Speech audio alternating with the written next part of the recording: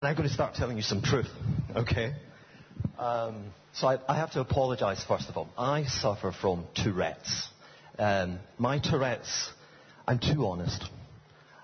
Sometimes I use bad language, and my metaphors get all mixed up and typically sexual. So forgive me if any of those things pop out. I think the big economic issue was written by John Maynard Keynes in 1921, the economic implications of the peace, the economic consequences of the peace. And his point was that the victorious Allies had imposed this demand that Germany repay so much debt.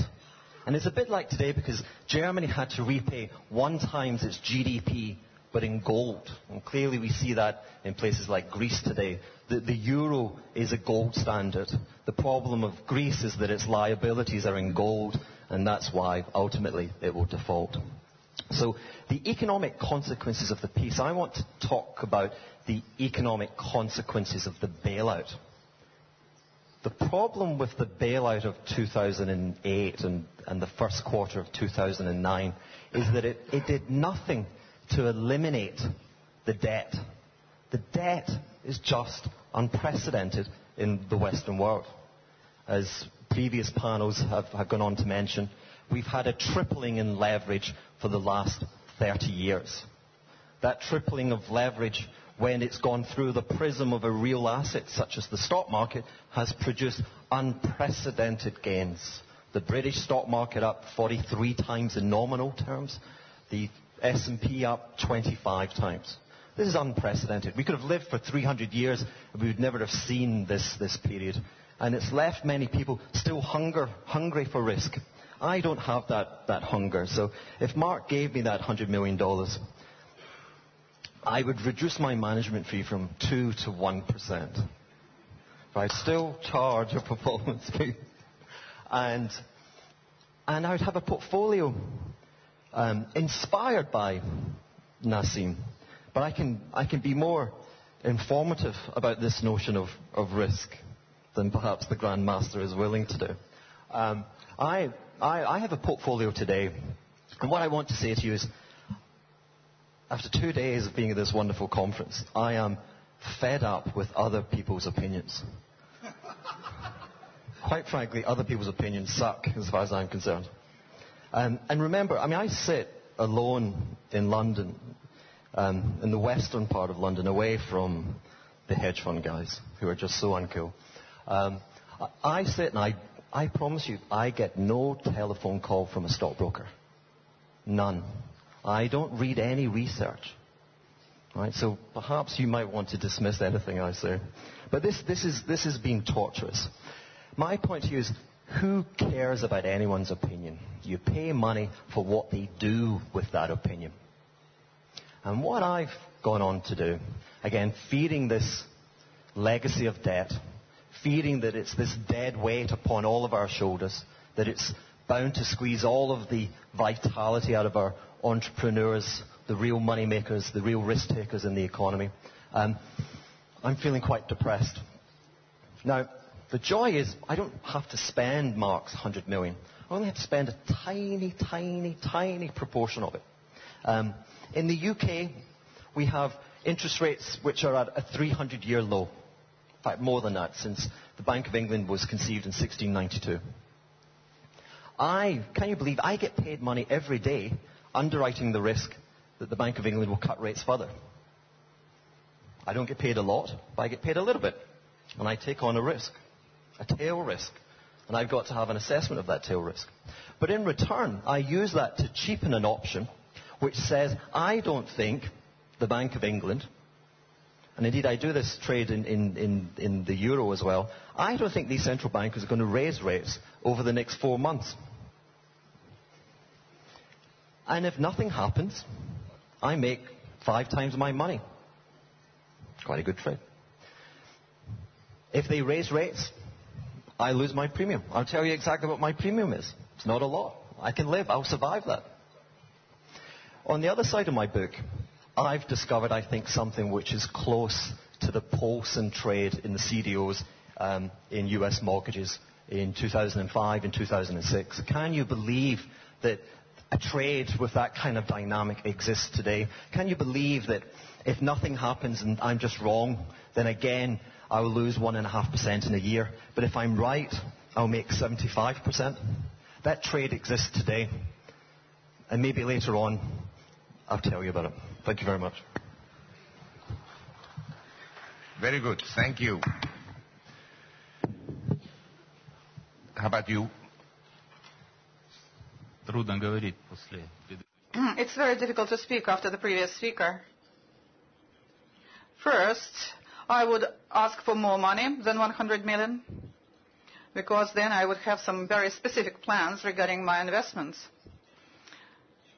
I would invest, well, probably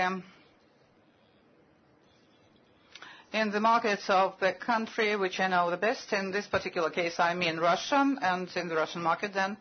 And then I would opt for the regions of East and Siberia. And oil sector, in particular Siberian, in the Siberian region, that would be the most lucrative area. 100 million is not enough, certainly, but let's say ISTA, that's the pipelines that would can help us enter the Chinese markets and later on maybe Japanese markets. So I think, let's say, investment in Eastern Siberian fields may be very, very promising. Those fields which haven't been explored properly until now. I believe that this area would be most promising and most effective.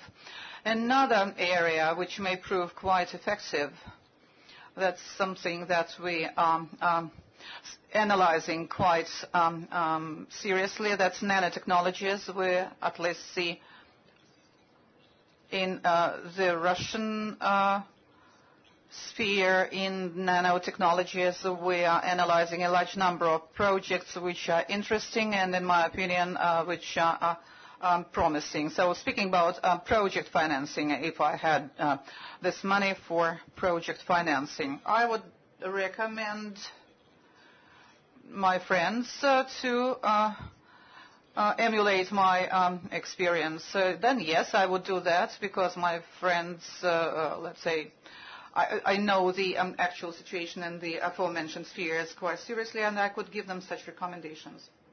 Thank you.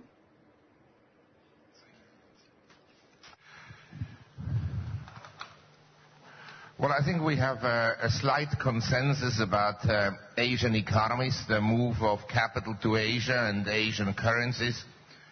So that would be a theme. I'm surprised that none of the panel members has mentioned Japan at all, because it's still essentially the second largest economy in the world, although probably purchasing power adjusted, certainly not. It's been overtaken by China, but it's an important economy. And the stock market has been down since 1989. So in other words, we're in a 30 years bear market. And it would appear to me that whereas 10, 20 years ago the whole world was focusing on Japan, sometimes I go to investment conferences and there are more participants in a session about Cambodia or Mongolia than about Japan. So that tells me that it's kind of a neglected situation, so that's something I would consider. The other thing I wasn't quite clear in this panel is, are we short US government bonds or long? Maybe, Hugh, you can comment about this, because you didn't talk in this panel, but I've read some of your newsletter. Unlike you, I do actually read. So I read your commentaries about your positions, and it seems to me that you were or still are quite positive about U.S. government bonds. Is that correct, or have you changed your view somewhat? I mean, I read your things. Thank you. Sometimes. I've not been reading it recently because, you're bearish on treasuries and you're bearish on the dollar. So here's my great hero. He's now Mr. Consensus. I say that. Yeah. I am hugely intellectually bullish treasuries. I don't have a huge position. I am long.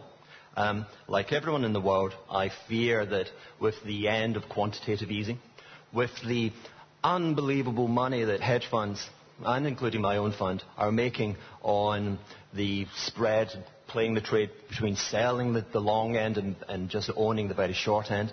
I mean, you make a lot of money on that, which encourages people to take bigger and bigger position.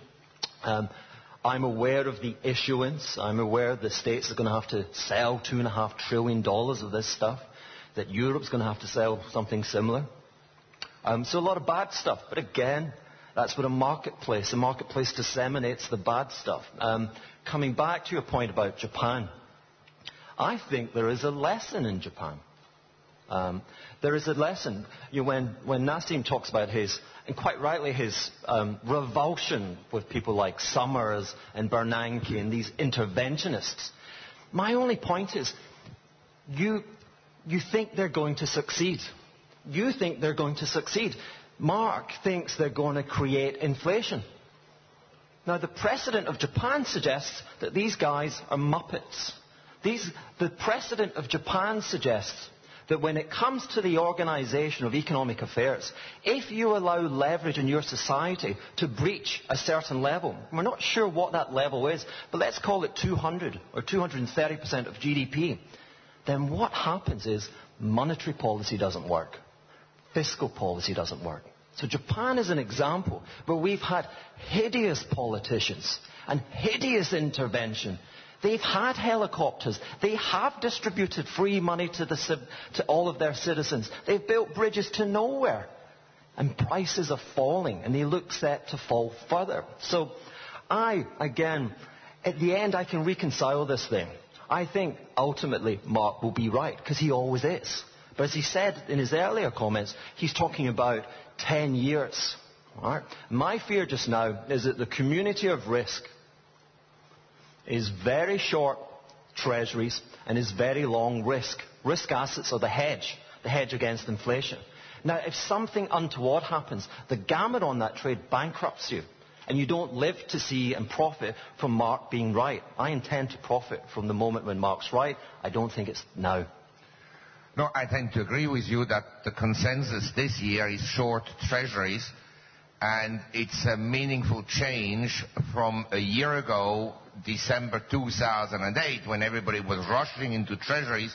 Now everybody has turned against treasuries, and as you say, people have moved back into risky assets, and they believe that eventually asset markets will be high. I was at a panel recently in New York, and none of the participants thought that the market, the S&P, could end the year lower than it was at the beginning of the year. And it's a possibility, it's a certain probability. But in any event, I'd like to now maybe open the floor to questions. If you have questions, we can maybe group them, and I will summarize them. So anyone has a question can come forward.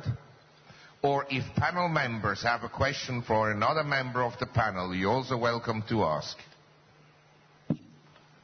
Marc, can I just pick up on one thing before we do? You said the phrase move back to risky assets. You're using old-fashioned language. Perhaps the risky assets are now in the developed world, and it's in the developing world where the less risky assets are.